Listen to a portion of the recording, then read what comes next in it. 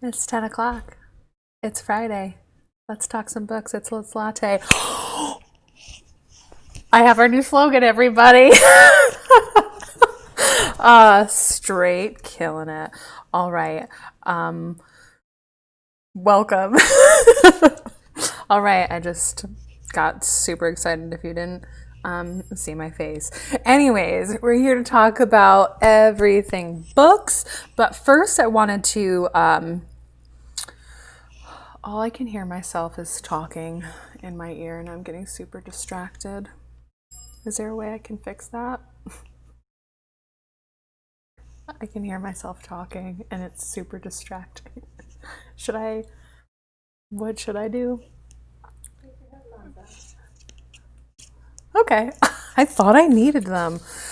Everyone, I'm not technical. It's fine.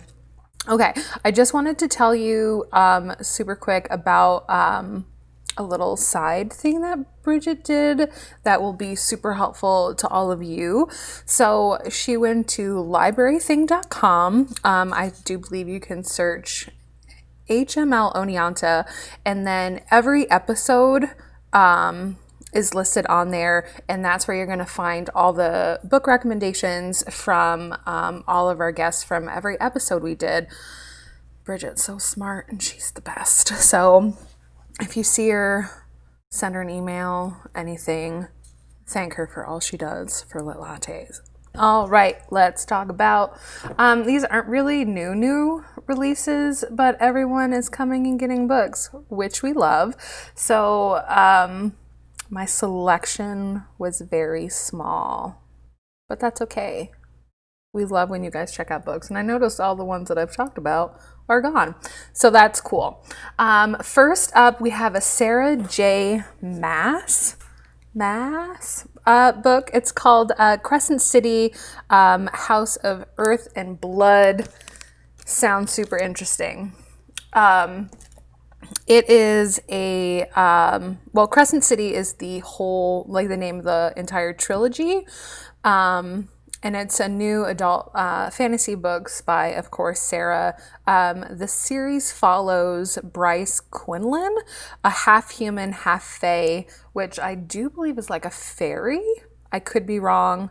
I have not read these books, but I've heard that thrown around. So if I'm wrong, you can tell me in the comments. I can take it. Anyway, so she attempts to avenge her friend's murders and protect her vibrant city. In the book, she's helped by Hunt, who is a notorious fallen angel who is now enslaved by archangels whom he tried to overthrow. If he helps her find the murderer of her friends, he will be set free. So that's pretty good incentive. The next book we've got is the first romance book I will be talking about. I find that my choices can be a little biased. So now that I am aware of that, we can get full range of genres in here. So You Had Me at Ola by Alexis Daria. I might actually read this one. It sounds super cute. It's about two soap opera stars who become romantically involved after being casted in a romantic comedy TV show. Of course, it gets a little messy, seeing that the main character, Jasmine, is rallying after a messy public breakup, and her face is all over the tabloids.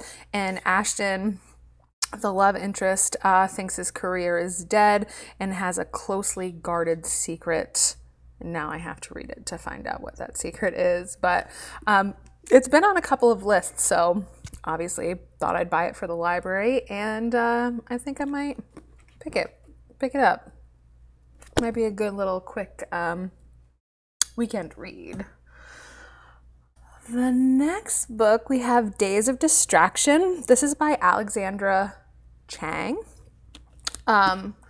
This book is about a tech writer at a prestigious tech publication who gets real sick of writing about Silicon Valley Silicon Valley billionaires. So she moves with her boyfriend to a quiet upstate New York town for him to attend grad school. This grand gesture becomes a way to reshape her sense of self and as an Asian American, and she must confront a question of the at the core of her identity. How do you exist in a society that does not notice or understand you? This is also written in prose.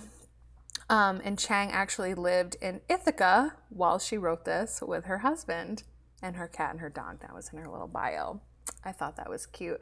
And also a fun fact. So if you're looking for, guess like a local author, but not really. Anyways, I spent a lot of time in the young adult room, and I probably mention that every episode.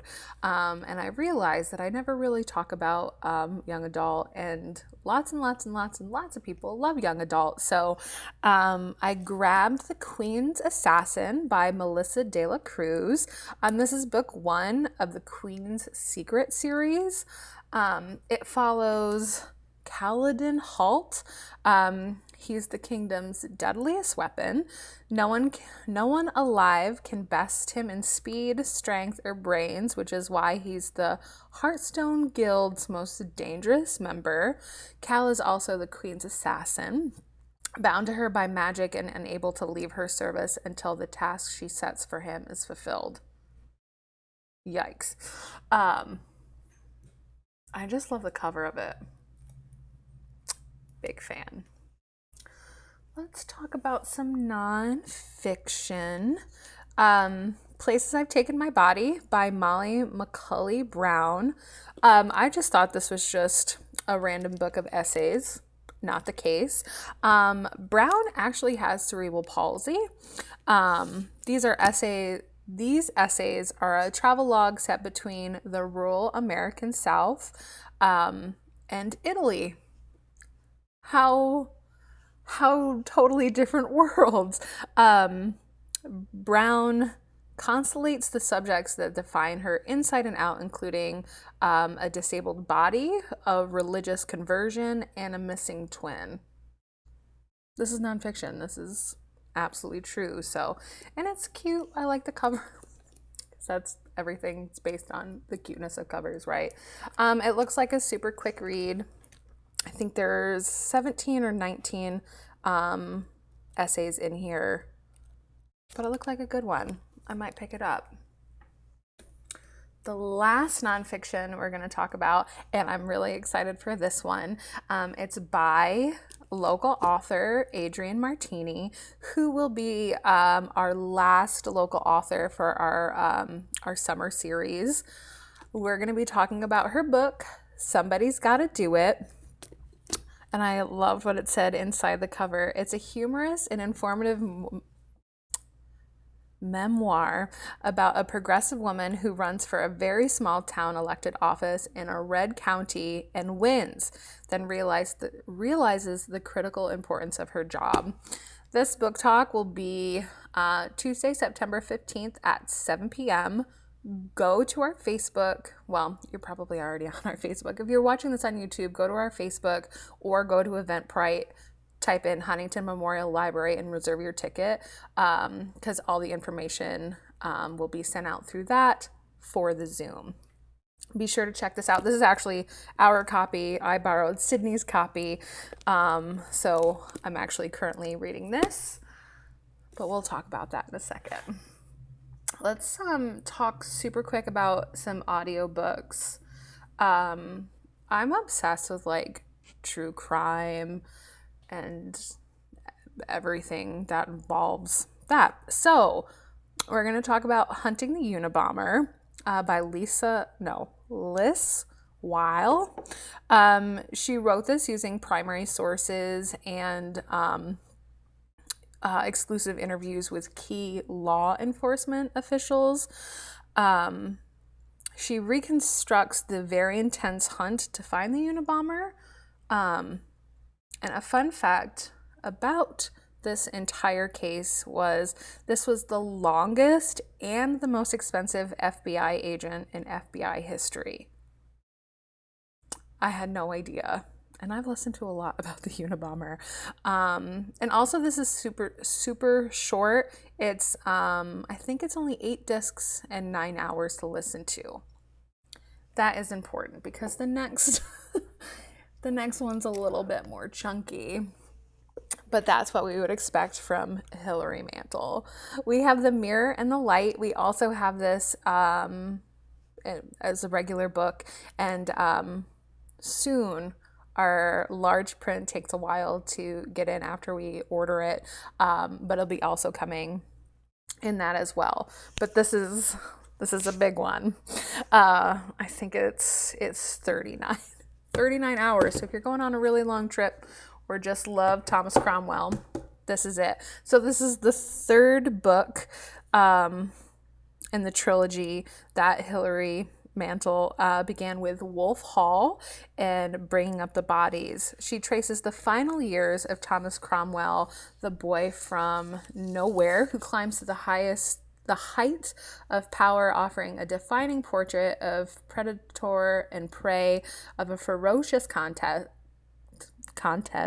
between present and past, between royal will and a common man's vision, of a modern nation making itself through conflict, passion, and courage. Hilary Mantel writes big books, but with those big books is a lot of research and just super rich writing. So check that one out. That's a little daunting. The book seems a little smaller, but I saw it and I was like, whoa, that's big. Maybe we'll give that a listen. All right. What is Ariel reading? So I told you I started this.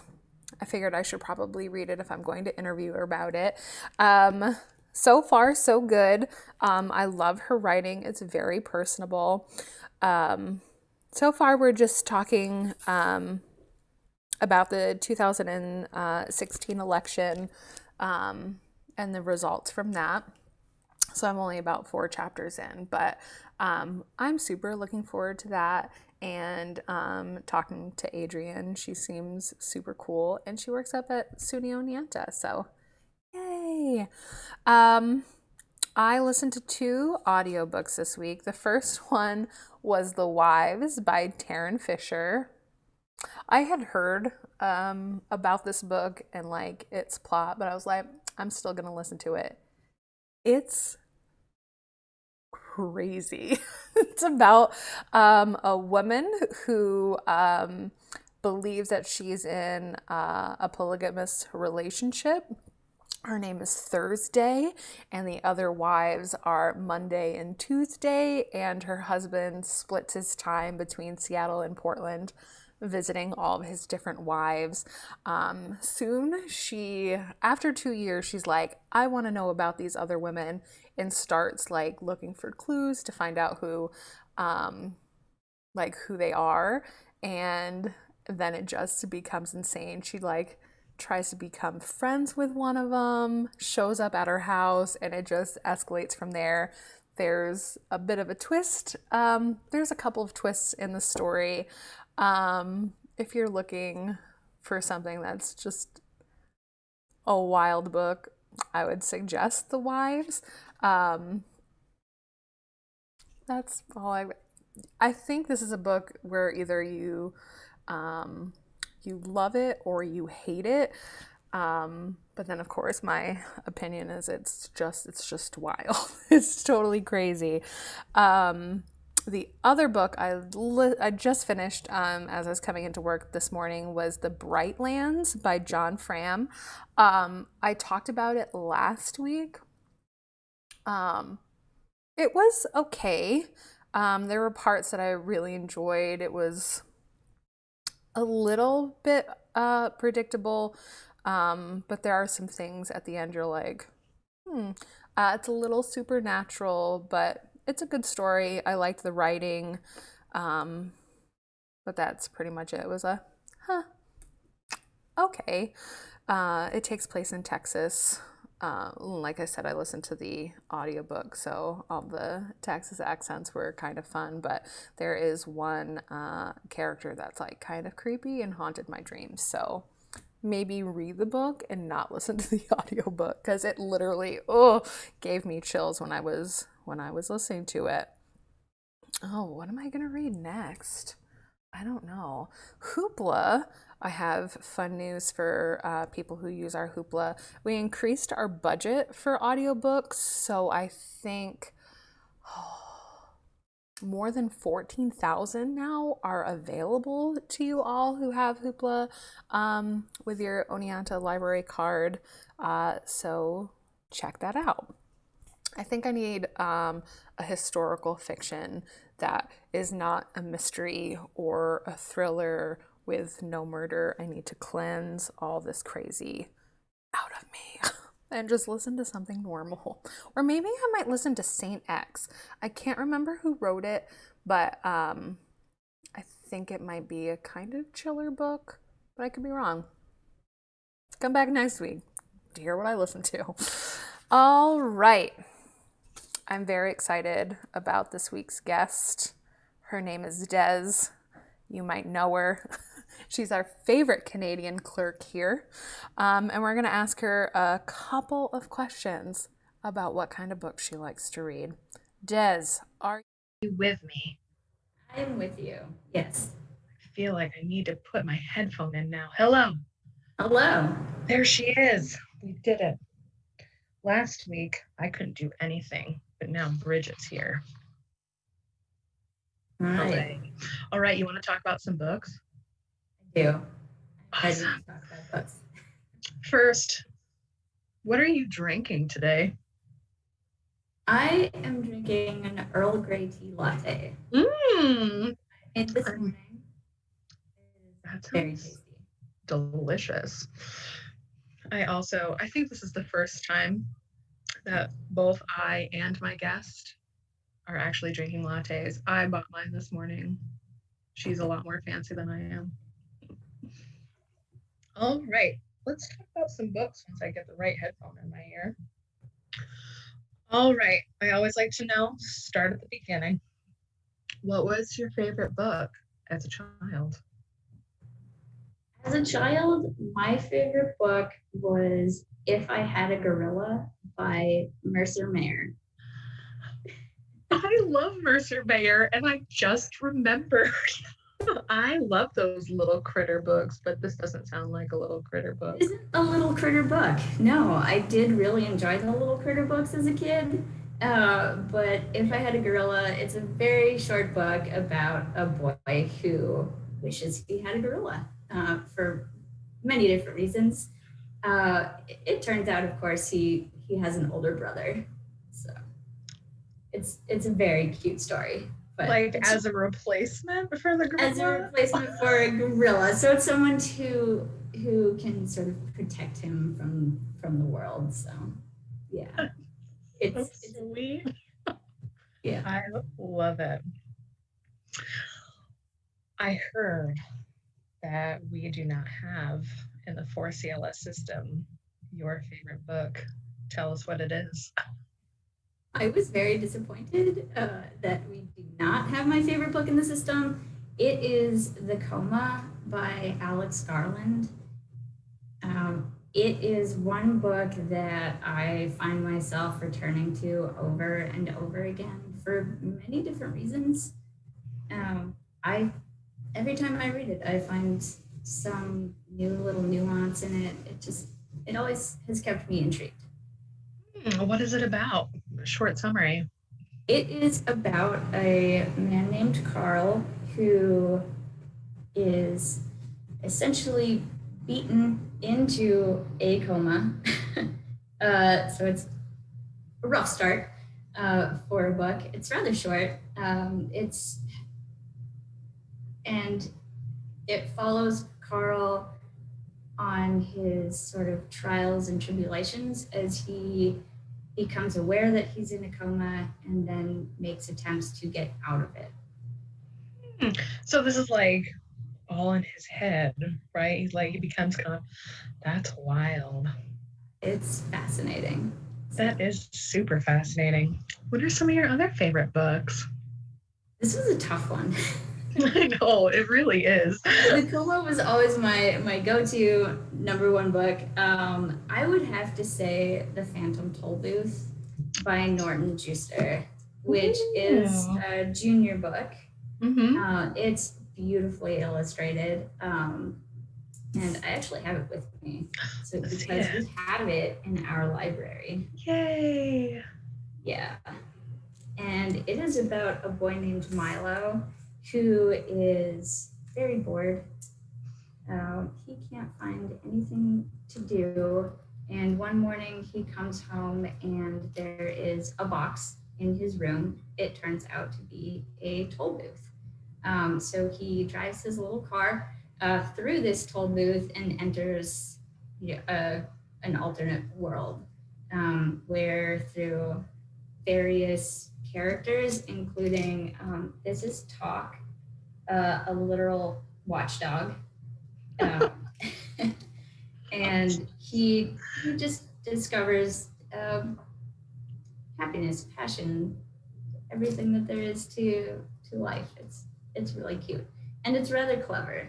It's got a lot of fun characters in it.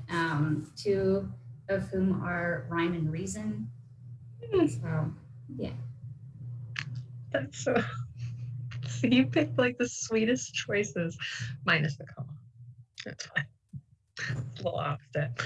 Um, I know that you like to read a wide variety of books, but what is your like main go-to genre? so a tough one. I like to keep a nice balance between reading fiction and nonfiction. I read a wide variety of nonfiction. One of the, I suppose, subgenres of nonfiction that I've been reading lately are sort of travel narratives and travel logs. Brown's book, which you mentioned, is on my list to read. And right now I'm reading a book by Rebecca Solnit on walking. So it's a Hmm, series of essays all about walking, which I find fascinating. Uh, nice. What book or books do you dislike, not like, did not finish reading, are trash, and go? okay. There are many books that I have picked up and not finished. Guilty.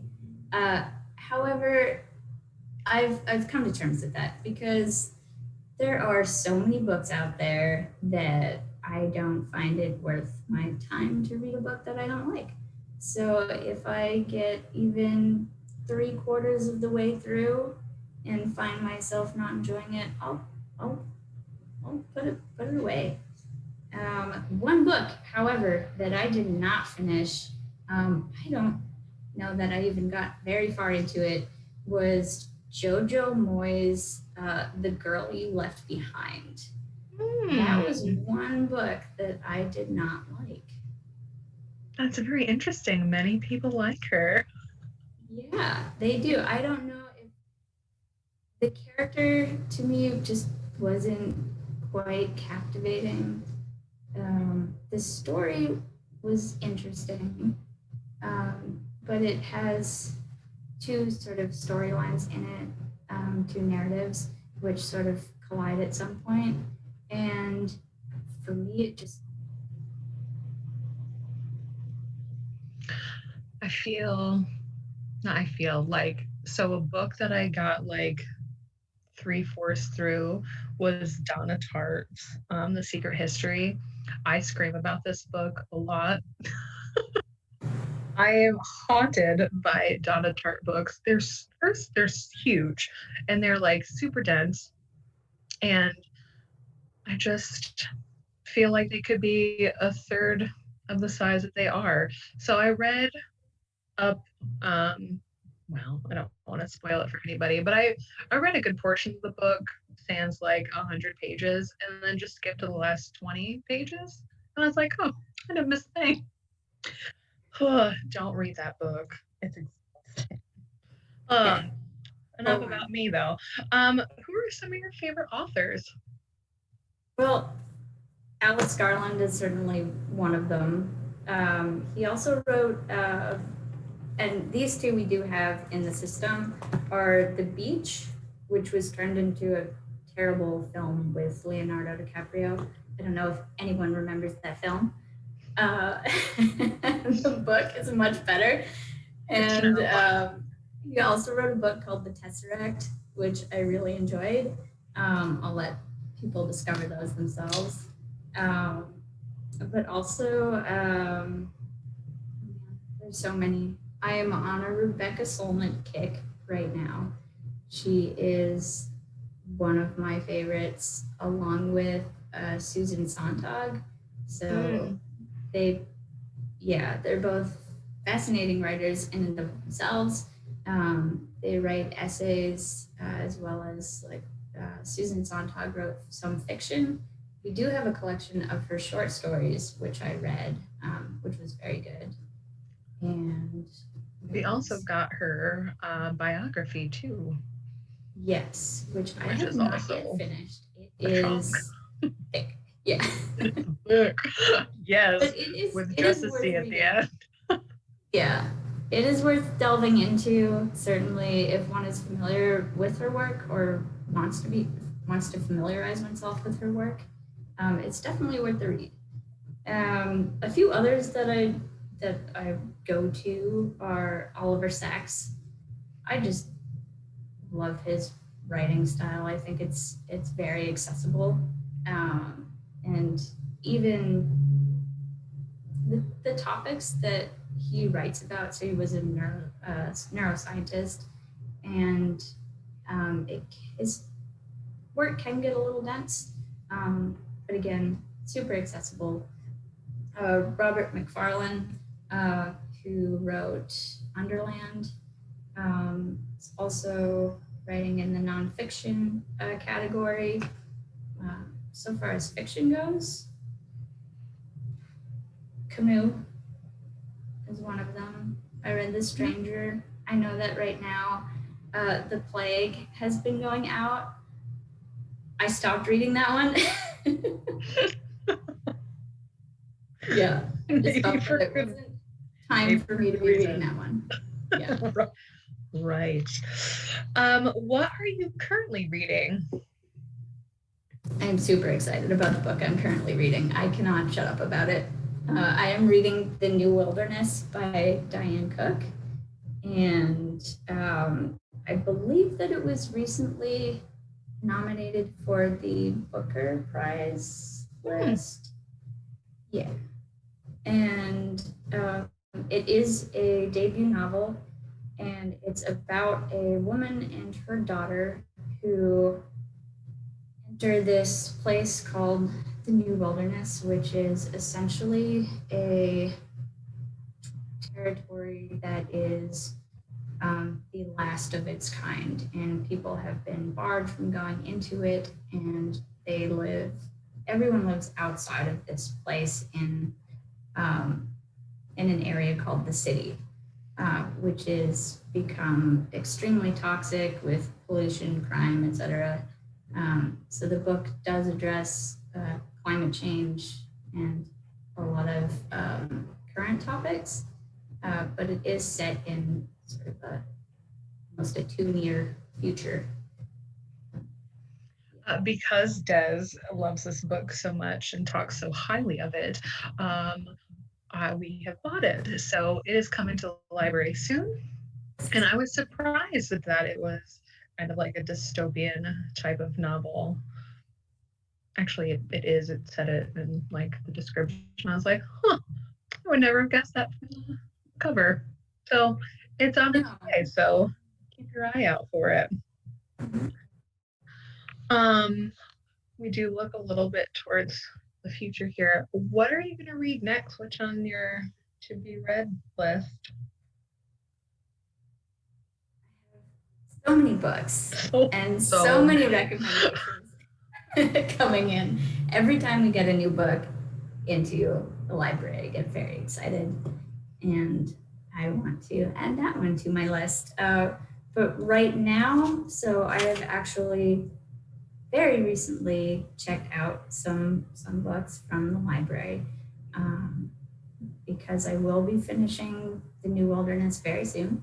Um, and I've actually got Wild by Cheryl Strayed is one of the books that I'll be reading next. Excellent. Yeah, so I'm super excited to read that, as well as a novel written for adults called Kiss Kiss by Roald Dahl. So he is Mm. known for his children's books. So I'm very excited to read this one. Yes. Do you know what that one is about? Offhand, no. I feel like I made you tell me the other day, but I have forgotten. Me too. It's cool. All right. Um, I have mentioned that Des is from Canada. So her quiz this week is about one of Canada's favorite authors. We're gonna quiz you about Margaret Atwood. Are you ready? She like lives right down the road from you, right in Toronto. I'm sure. I'm Yeah, sure this you're is friends true. with her, right? It's a small town. All right. These are going to just be true or false questions. So you have a 50-50 chance of getting it right. All right. Are you ready? I Yeah. can't see you anymore. Okay, good. I need verbal confirmation. All right. True or false? Both of her parents were scientists.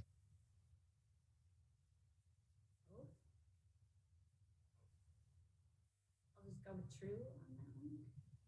It is true. Okay. Her mom was a dietitian and nutritionist in Nova Scotia, and her dad was an entomologist who focused on forests in particular. Did I say that right? Entomologist. Yes. You're gonna like this next question. Um, True or false? She wrote a comic called Angel Catbird about a cat bird person. That is true. It is true.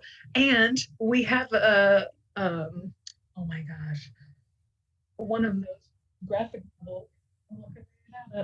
So you can come to the library and get one of the issues of Angel Catbird. Are they called issues? I'm so ignorant when it comes to graphic novels.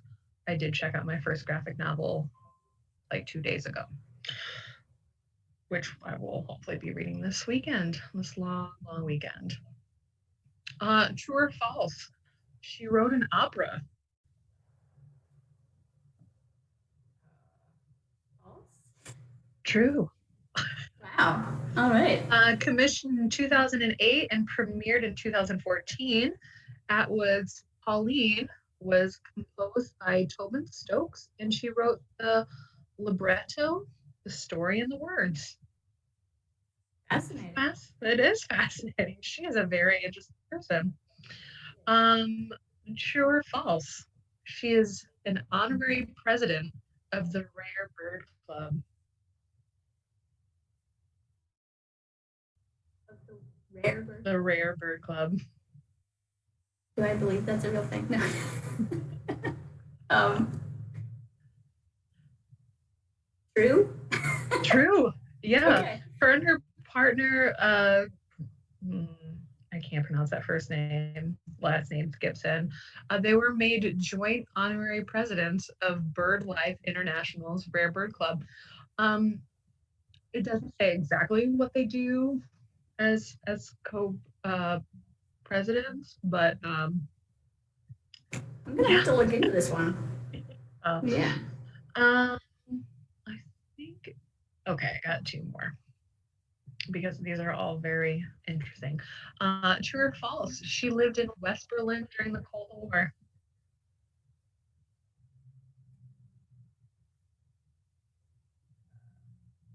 I have no idea. False. True. Okay. When she did an interview with Emma Watson, Atwood spoke about her time writing The Handmaid's Tale in 1984 while living in West Berlin. Mm-hmm. That's true. All right, last one. True or false? She doesn't drive.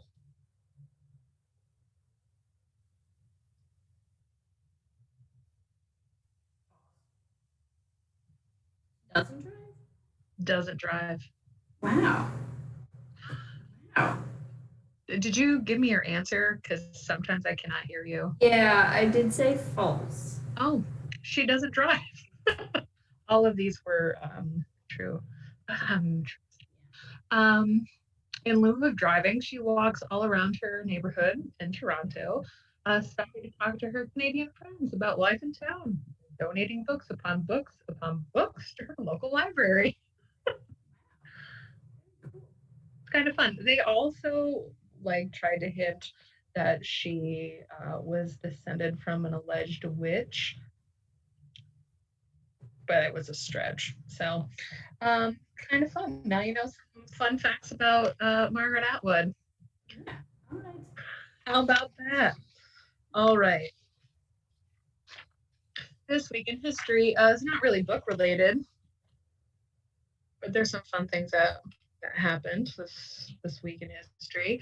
Um, for starters, September is Library Card Sign Up Month.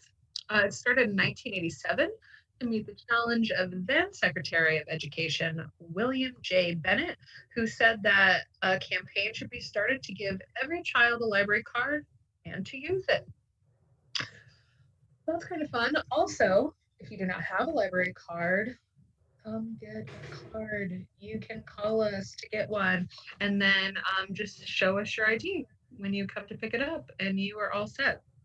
So, COVID be whatever, come get your library card. Um, September 1st, 1985, an American French expedition team located the Titanic after 75 years of its. That's kind of fun. Uh, and the last one I'm going to leave is the first held in 1882, New York City, to honor obviously working people. In 1894, it finally became a federal holiday. We did it, everybody. Another episode of Lit Lattes. Des, thank you so much for joining us today. You have read so many interesting things, and you didn't even talk about sourdough. I feel like we talked about that book for 8 years because that's how long quarantine has been. But it's fine. I would highly recommend it. It is. It's a fun. It's kind of supernatural-ish, out of this world-ish. In some way, you could describe it as that. Yes. Excellent. All right. We'll probably have you on again. You read so much. Surrounded by books. I love it. Yes. All right. That's it, everybody. Thanks. And we'll see you again next Friday. Have a good weekend, everybody. Bye-bye.